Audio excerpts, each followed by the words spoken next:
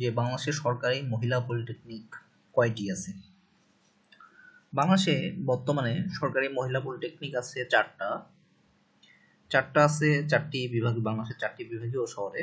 একটা হচ্ছে ঢাকা মহিলা পলিটেকনিক ইনস্টিটিউট, আরেকটা আছে চট্টগ্রাম মহিলা পলিটেকনিক ইনস্টিটিউট, আরেকটা হচ্ছে আপনার খুলনা মহিলা পলিটেকনিক ইনস্টিটিউট, আরেকটা হচ্ছে রাজশাহী মহিলা পলিটেকনিক ইনস্টিটিউট।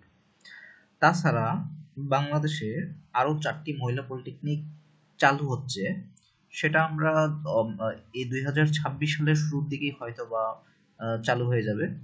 তার মধ্যে নতুন চালুকৃত চারটা মহিলা পলিটেকনিক হচ্ছে বরিশাল, ময়মনসিংহ, রংপুর এবং সিলেট।